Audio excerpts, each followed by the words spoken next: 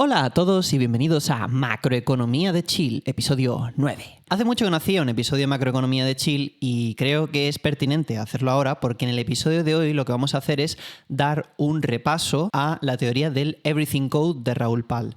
Esta teoría es aquello que cimentó mis conocimientos sobre macroeconomía y es aquello en lo que yo me baso a la hora de intentar deducir todo lo que puede pasar en el futuro de Bitcoin, y básicamente lo que vamos a hacer es, recientemente hubo una actualización por parte de Raoul Pal y Julien Vittel y yo pues me he dado un vistazo al último informe y he extraído pues básicamente los puntos clave, así que lo que vamos a hacer hoy es que vamos a ver qué ha salido en ese informe, qué nos dice sobre Bitcoin, qué nos dice sobre las explicaciones de por qué Bitcoin no ha subido, porque la realidad es que todos esperábamos que Bitcoin fuese a subir más este año, ¿no? Y la verdad es que parece que está ahí un poco estancado. Entonces, ¿qué está pasando en el entorno macro y qué expectativas tiene Raoul Pal y tiene Julien Vittel respecto al futuro? Todo esto basado en datos, en indicadores macro y, bueno, en la tesis de ellos, ¿no? Así que nada, si eso te interesa, vamos a ello.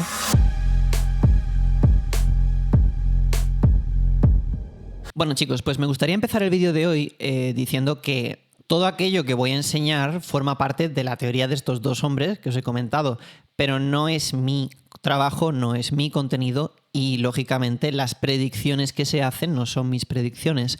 Yo os voy a exponer lo que se ha dicho y luego, posteriormente, os puedo decir qué es lo que yo creo sobre eso, pero lo que quiero decir es que lo que os voy a exponer no es directamente mi opinión, sino que es una opinión de una de mis referencias, ¿vale? Entonces, habiendo dicho eso, vamos a empezar con la presentación. El motivo inicial por el que todos estamos aquí es porque cuando descubrimos Bitcoin todos tenemos nuestras teorías sobre qué es lo que mueve el precio de Bitcoin y por qué Bitcoin se comporta como se comporta. Y está claro que mucha gente ha desarrollado algo que se llama la teoría de ciclos de Bitcoin. La teoría de ciclos de Bitcoin dice que Bitcoin sigue una estacionalidad en la que tiene periodos de crecimiento explosivo y tiene periodos de consolidación e incluso disminución del precio llamado el bear market, ¿no? Entonces, aquí tenéis una gráfica con la estacionalidad histórica de Bitcoin. En el modelo que ellos tienen nos ponen las 4 estaciones del año: primavera, verano, otoño, invierno, y esencialmente la mayor parte de la acción sucede en el otoño. Y el invierno pues es el periodo de consolidación, la primavera es donde se recupera un poco la esperanza, el verano empieza a calentar motores, para el otoño que es explosivo, ¿no? Y aquí podéis ver la secuencia. Hasta ahora esto es una cosa que se ha cumplido y bueno, pues alguna gente pensaba que la explicación de esto era el halving, ¿no? Que sucede cada 3 años y medio y que eso pues cambia el stock to flow de Bitcoin, por tanto disrumpe, ¿no? El modelo de oferta y demanda dentro de Bitcoin y por eso el precio sube.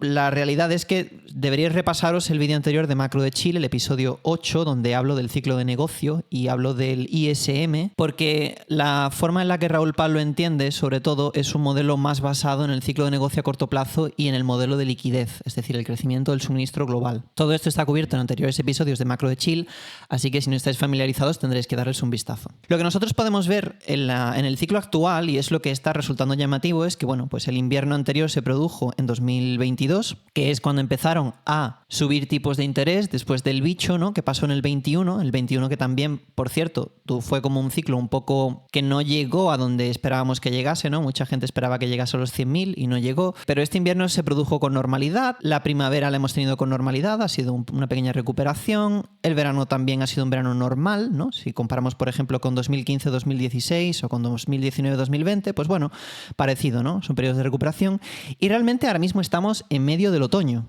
Si os fijáis, el otoño, históricamente hablando, es la fase donde vemos un crecimiento explosivo en el precio de Bitcoin, exceptuando el otoño del 21, que bueno, pues fue un ciclo un poquito modificado. Pero lo que estamos viendo es que nuevamente el ciclo se rompe y el otoño de 2025 está siendo un otoño bastante aburrido. No estamos viendo una explosión en el precio de Bitcoin, no estamos viendo esa banana zone de la que Raoul Pal nos habla. Entonces, lo que vamos a intentar investigar ahora es ¿por qué no se ha producido un crecimiento explosivo en el precio de Bitcoin? ¿Por qué estamos en esta fase de estagnación, que se parece más a una fase, digamos, de primavera o de verano?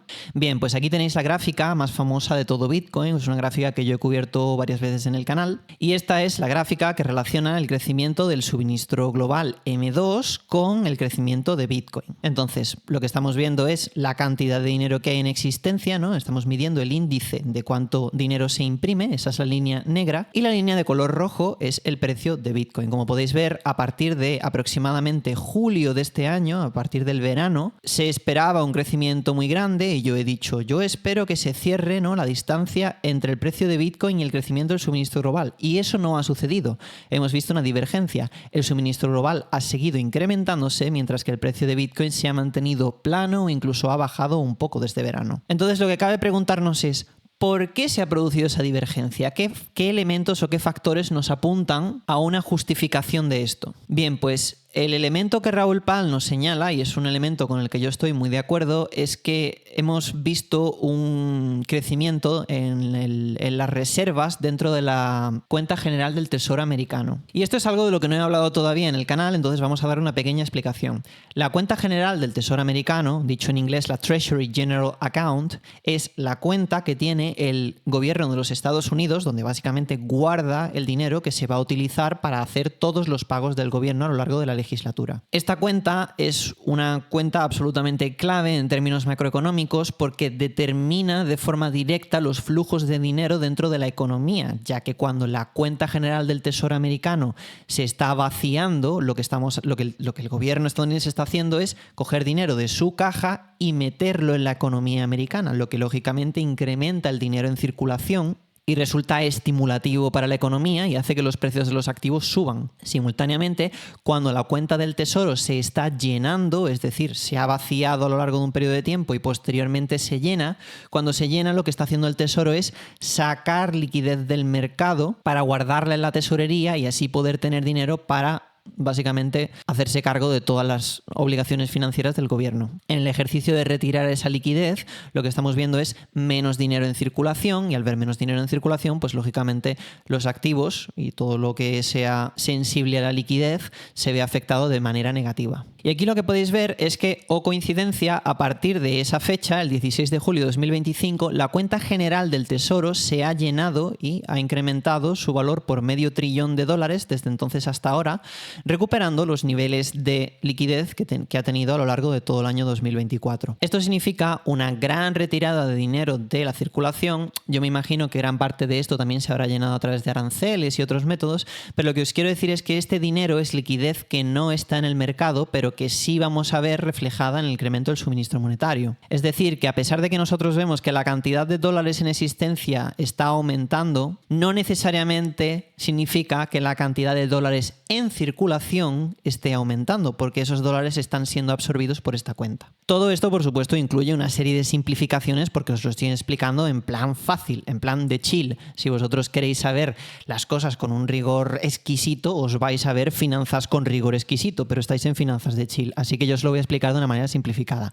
Solo quiero que sepáis que esto no es tan exactamente matemáticamente así, pero más o menos la idea está. Entonces, ahora pasamos un poco a explicar el Everything Code de Raoul Pal y de Julien Vittel, y lo que necesito que entendáis de aquí es cómo funciona la mecánica o cuál es la idea detrás de él. Entonces, aquí nos explican los dominós del Everything Code y básicamente lo que nos están haciendo es poner aquí abajo una escala donde nos están determinando una franja temporal y nos están poniendo una serie de elementos macroeconómicos dentro de esa escala en diferentes plazos temporales, ¿vale? En el t igual a 0 estamos en el presente. T más 3 significa que todo lo que esté aquí vive en el futuro 3 meses, todo lo que esté aquí vive 6 meses en el futuro, aquí son 9 y bueno, aquí atrás es menos 2, pues estos elementos son elementos que van atrasados, ¿no? La idea es que los datos económicos que nosotros recibimos de cada uno de estos factores se ubica en el tiempo dentro del ciclo económico en uno de estos sectores. Entonces vamos a dar un repaso de cuáles son estos elementos. Aquí donde dice GMI Financial Conditions Index, lo que nos está diciendo es que el índice que tienen ellos, GMI, ¿no? O sea, los que producen este tipo de documentación, ¿no? Los de Global Macro Investor, lo pone aquí. Ellos tienen su propio índice de condiciones financieras donde intentan estimar cuáles son las condiciones del mercado en términos de liquidez y lo que dicen es que su índice es capaz de predecir las condiciones con 9 meses de adelanto. Además, otra de las cosas que en el terreno macroeconómico suele estar adelantada a otros eventos macro es el oro y como sabemos, el oro recientemente ha tenido una subida histórica, lo cual nos indica, bueno, pues lo que está por delante, ¿no? Esto es en el plazo de 9 meses por delante. Si nos vamos al plazo de 6 meses, pues lo que tenemos es el suministro global M2. M2 se dice que es un indicador adelantado, porque está en tema 6 meses, del crecimiento de cosas como Bitcoin o acciones tecnológicas o la curva de rendimientos, es decir, la situación de interés de los bonos estadounidenses a lo largo de toda la curva de rendimiento, de la cual ya he hablado, ¿no?, en el canal, que básicamente pues determina en función de la duración el rendimiento en porcentaje, ¿no? Entonces, el suministro global, el motivo por el que lo utilizamos como un proxy para intentar anticipar qué es lo que va a pasar con Bitcoin es porque efectivamente dentro de este código es un indicador adelantado de aquello que sucede en T+3. Estos son cosas que están 3 meses por delante del presente. Nuevamente repetimos, Bitcoin está por delante, las acciones tecnológicas y la curva de rendimientos, ¿vale? En el presente, en el T igual a 0, tenemos otros indicadores que nos dan una idea del estado actual de la economía. No son indicadores adelantados como es todo lo que está por delante de ellos.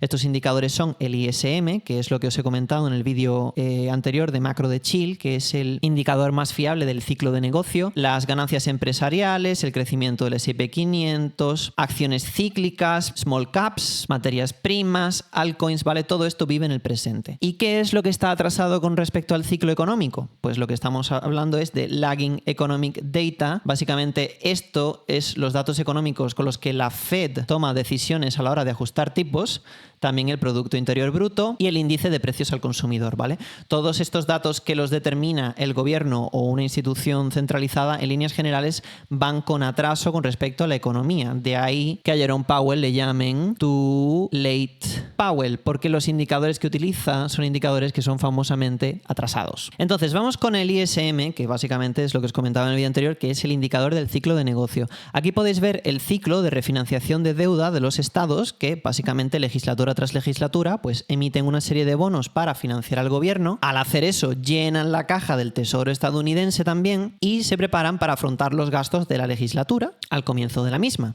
Es por eso que, como las legislaturas son legislaturas de 4 años, se produce el ciclo de negocio de 4 años. Si nosotros vemos el ciclo de negocio, pues podemos ver que en esta oscilación del ciclo de negocio realmente no hemos visto un crecimiento económico. El ISM no está subiendo como lo ha hecho anteriormente de forma consistente. Lo que Raúl Pal nos argumenta es que este ciclo de negocio es un ciclo de negocio que ha sido desplazado a lo largo del año 2021 y 2022. Y como podéis ver, él nos dibuja una nueva curva sinusoidal que en vez de ser de 4 años es de 5,4 años. Lo cual uno podría pensar, tío Raúl, no me cuentes películas, te has inventado esto del ciclo de negocio y como ahora no te encaja, dices, bueno, pues en vez de 4 años son 5,4 años.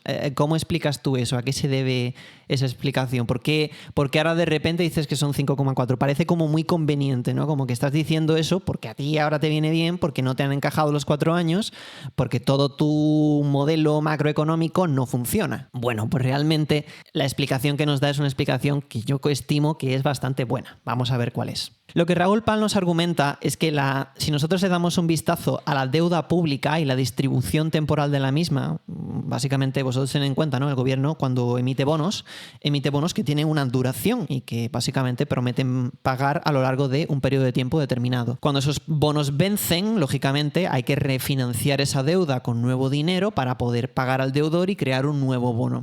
Bien, eso es lo que crea el ciclo económico y los bonos tienen, pues cada uno tiene una duración diferente, pero en líneas generales el ciclo económico suele ser de 4 años porque la duración media de ese ciclo pues suelen ser 4 años. Lo que Raúl Pal nos argumenta es que a lo largo del año 2021, como hubo tipos de interés al 0%, véase, aquí en esta zona hubo tipos de interés muy bajos, a lo largo de 2020, 2021, 2022 se refinanció la deuda gubernamental, deuda que se empezó a emitir al principio de la legislatura. La implicación de refinanciar la deuda es que, bueno, pues si tienes tipos al 0%, lógicamente refinancias y así te ahorras el interés.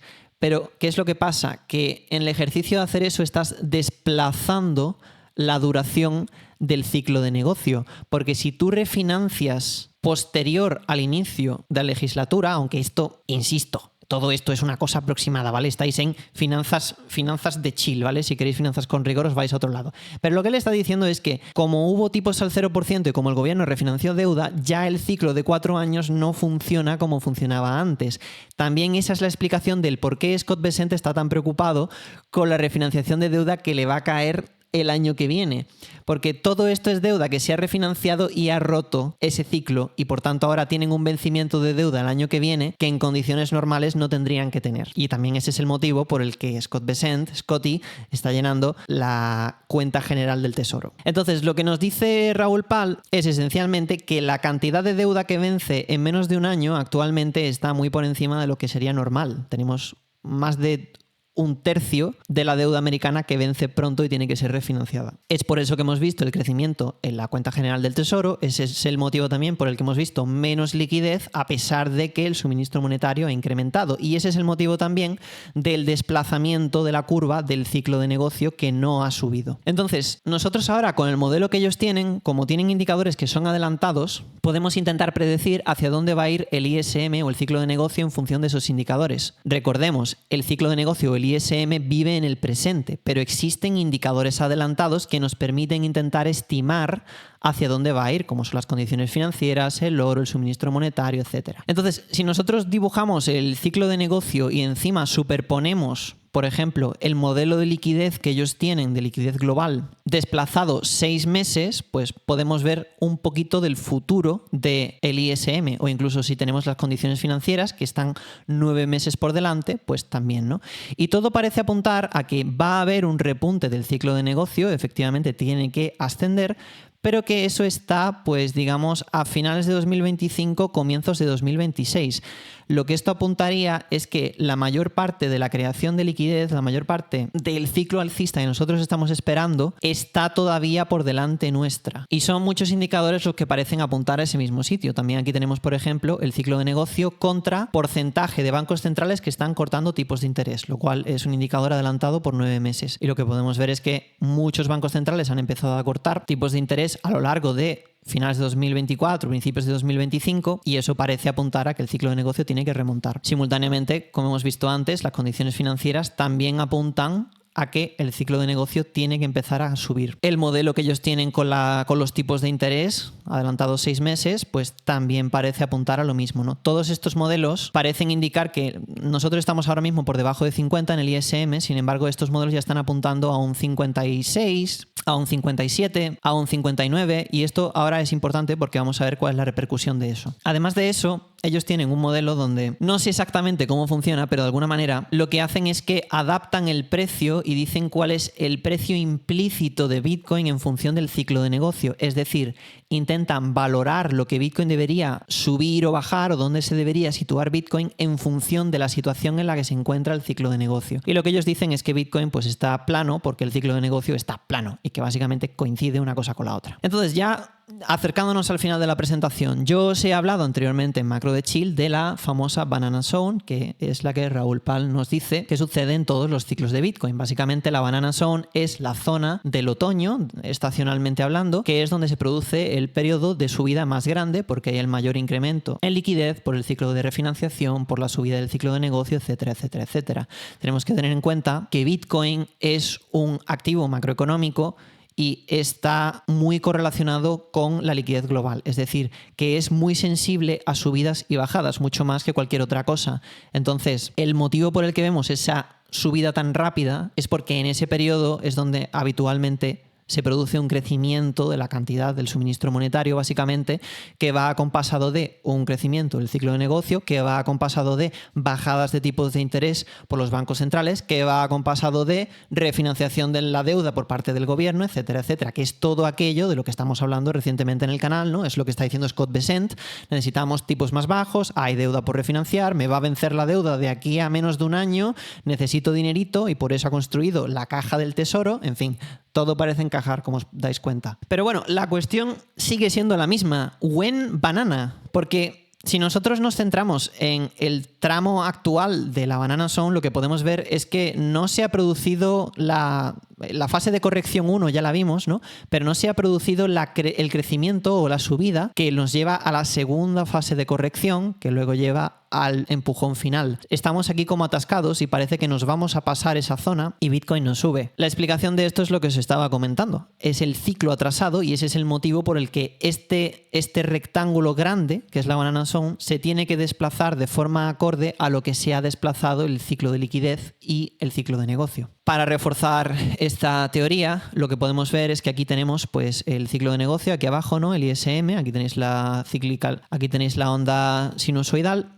Y encima pues podéis ver el precio de Bitcoin. Y lo que podéis ver es que cuando el ciclo de negocio supera 50 es cuando Bitcoin empieza esa fase de otoño y esa fase de subida absolutamente explosiva, y cuando el ciclo de negocio llega a su punto más alto, lo que sucede es que Bitcoin también llega al punto más alto dentro del bull market. Lo que podemos ver es que actualmente Bitcoin no ha tenido esa subida explosiva porque el ISM todavía no ha superado 50. Lo tocó ligeramente a principios de 2025, pero el resto del año ha estado plano por los motivos que hemos contado. Como ya hemos comentado antes, todos los indicadores adelantados apuntan a un ISM en los próximos meses que se sitúa entre los 57, 58, 56 aproximadamente, ¿vale? Y tendríamos que ver ese repunte, y cuando veamos que el ISM pasa de 50 es cuando empezaremos a ver el precio de Bitcoin despegar de verdad. El precio del oro debería ser indicación de lo que está por suceder a Bitcoin, acorde a este modelo. Ya para terminar, aquí tenéis el precio de Bitcoin contenido en unas bandas de Bollinger. Básicamente están definiendo el precio medio y luego están dentro de las desviaciones estándar, pues están determinando cuánto puede subir o cuánto puede bajar. Esto es un modelo bastante útil para intentar determinar cuándo es un buen momento para entrar o salir de Bitcoin, porque es un indicador de lo sobrecomprado o sobrevendido que estaría. Y este modelo lo que nos indica es que dentro de la línea de tendencia, básicamente, sin ninguna desviación, el precio de Bitcoin implícito para finales de 2025 son unos $210.000. Si nos vamos una desviación estándar por encima serían 412.000, y si nos vamos dos desviaciones estándar, como ha sucedido en los últimos bull run sin falta, el precio de Bitcoin podría llegar a alcanzar los 805.000 euros. No satisfechos con eso, como os comentaba, existe un modelo que nos dice el precio de Bitcoin implícito en función del crecimiento del ciclo de negocio, y estos 210.000 es la media que corresponde a un ISM de 52,1, básicamente. Es muy poquito por encima de donde estamos actualmente. Si nos vamos a una desviación estándar por encima, a 57,6, que es básicamente lo que todos los modelos adelantados están prediciendo, según el modelo de esta gente, Bitcoin podría llegar a alcanzar un precio de $412.000. Y ya si nos vamos a un modelo de dos desviaciones estándar, 805.000, pues para eso tendríamos que ver un ciclo de negocio que alcanza el 63,3. Entonces, hasta aquí el resumen de esta actualización que nos han dado con respecto al Everything Code, cómo está yendo el ciclo de negocio y qué es lo que está pasando con Bitcoin. Ahora os doy mi opinión, porque todo esto no es mi modelo. Yo lo que estoy haciendo es traducirlo y explicarlo para vosotros de chill, ¿vale? Personalmente creo que el modelo es congruente y creo que tiene mucho sentido que esa liquidez global que hemos visto incrementar se ha visto un poco retenida por el hecho de que el Tesoro americano ha estado incrementando su cuenta. Pero parece que los niveles a los que se sitúa actualmente esa cuenta son los niveles más altos que se han tenido a lo largo de la última legislatura. Por tanto, tiene sentido pensar que esa salida de liquidez del mercado hasta cierto punto está consolidada o está terminada, y eso nos da que pensar que el resto del año debería ser bastante bueno. Es el motivo por el que la gente dice que el cuarto trimestre va a ser tan bullish, ¿no? Dicen que el Q4 va a ser genial. El motivo por el que el Q4 va a ser genial es porque ya no hay un elemento que esté sacando liquidez del mercado. Además de eso, la Fed está empezando a bajar tipos. Ya hemos visto la primera bajada de 25 puntos base y se esperan 2 bajadas más como mínimo este año.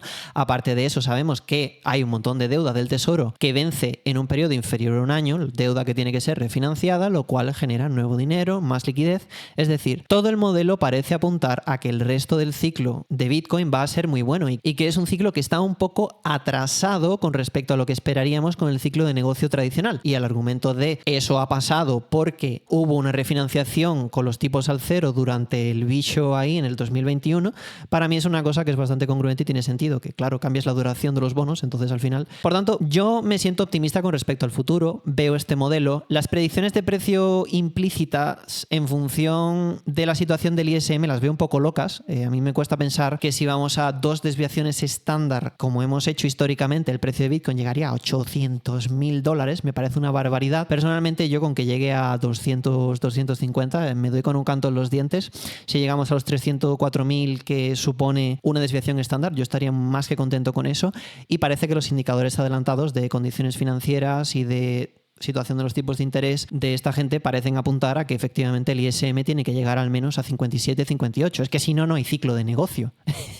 Es que si no, el ciclo de negocio no se cumple. Y todo parece apuntar a que se tiene que cumplir nuevamente por todos los elementos que tenemos en el horizonte. Así que nada, chicos, ahí tenéis la explicación de qué es lo que está pasando con Bitcoin. Ahí tenéis un poco más de teoría macro que podéis intentar digerir. A lo mejor tenéis que ver este vídeo un par de veces. A lo mejor tenéis que darle un vistazo al vídeo anterior donde os explico el ciclo de negocio. Pero bueno, espero que haya sido muy interesante, espero que os haya gustado. Si no os importa dejarme un like antes de salir y algún comentario con alguna duda o alguna cosilla me queráis decir, algún halago me podéis decir guapo si queréis. Y nada, muchas gracias por estar ahí y nos seguiremos viendo por aquí en Macroeconomía de Chill. Chao, chicos.